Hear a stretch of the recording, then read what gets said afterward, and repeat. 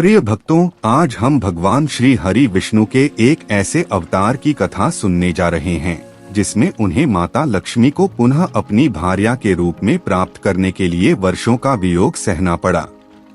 क्या कारण था कि माता लक्ष्मी को बैकुंठ का त्याग करना पड़ा? आइए पौराणिक कथा के माध्यम से इसे समझते हैं। पौराणिक कथाओं के अनुसार एक समय ऋषि भृगु और अन्य ऋषि मुनि यज्ञ कर रहे थे। यज्ञ के दौरान एक ऋषि ने प्रश्न किया, हम पूजा अर्चना करते हैं, लेकिन हमारी पूजा अंततः किसके चरणों में अर्पित होगी? यह प्रश्न सभी को चिंता में डाल देता है।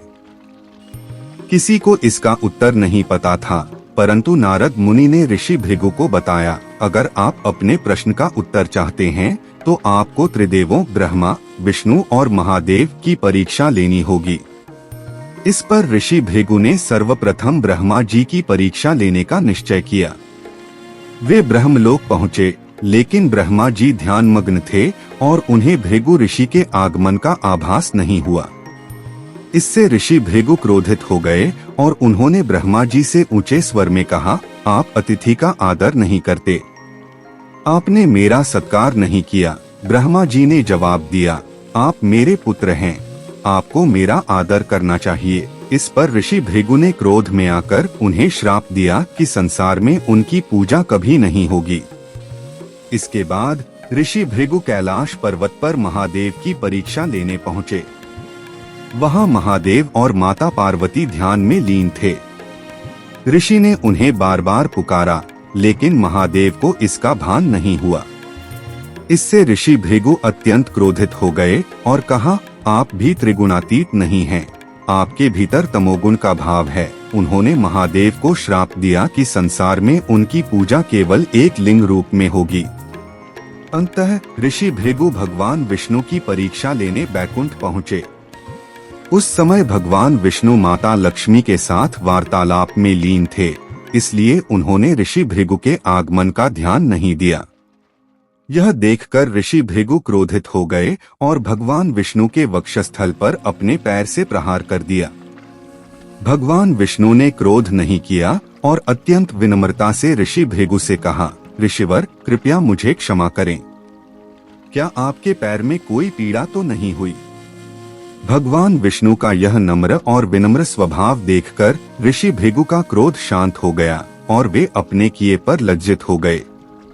उन्होंने भगवान विष्णु से क्षमा याचना की और कहा, प्रभु, आपने अपने अपमान के बावजूद क्रोध नहीं किया, यह सिद्ध करता है कि आप ही सबसे श्रेष्ठ हैं। ऋषि भृगु ने अंततः त्रिदेवों की परीक्षा का उत्तर पा लिया और समझ लिया कि केवल भगवान विष्णु ही हमारी पूजा अर्चना को स्वीकार करने योग्य हैं।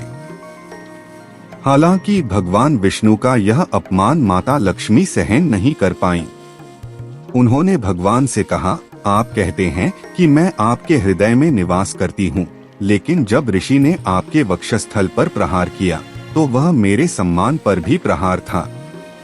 आपने उन्हें दंडित नहीं किया, यह दिखाता है कि आप मुझे प्रेम नहीं करते, इसलिए मैं अब यहाँ नहीं रह सकती। यह कहकर माता लक्ष्मी ने बैकुंठ का त्याग कर दिया और पृथ्वी लोक पर चली गईं।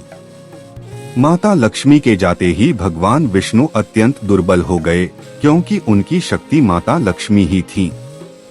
उनकी ऐसी दशा देखकर महादेव और ब्रह्मदेव ने माता लक्ष्मी को मनाने का प्रयास किया, लेकिन माता लक्ष्मी ने कहा, जहाँ मेरे स्वामी का सम्मान नहीं है, मैं वहाँ नहीं रह सकती। कृपया मुझे ऐसा स्थान बताएं जहाँ मैं पृथ्वी पर निवास कर सकूं। महादेव ने उन्हें तिरुमला पर्वत पर निवास करने का सुझाव दिया, जो श्री हरि नारायण के वराह रूप का पवित्र स्थान था।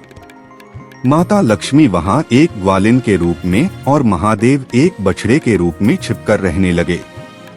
इधर भगवान विष्णु भी माता लक्ष्मी को खोजते खोजते पृथ्वी पर आ गए और अत्यंत दुर्बल होकर तिरुमला पर्वत पर श्रीनिवास के रूप में निवास करने लगे। एक दिन एक ग्वालिन, जो वास्तव में माता लक्ष्मी थीं, अपनी गाय से भगवान विष्णु को दूध पिलाती थीं, लेकिन चरवाहा यह देखकर हैरान था कि गाय बहुत कम दूध देती है। राजा ने चरवाहे से कहा कि वह इसका कारण पता लगाए। जब चरवाहा इस रहस्य को जानने के लिए गाय के पीछे गया तो उसने देखा कि गाय प्रतिदिन भगवान विष्णु को दूध पिलाती है। यह देख राजा भी हैरान रह गया। इसी बीच भगवान विष्णु और माता लक्ष्मी का पुनः मिलन हुआ। अगर आपको यह कथा पसंद आई हो तो इसे लाइक करें और चैनल को सब्सक्राइब करना ना भूलें।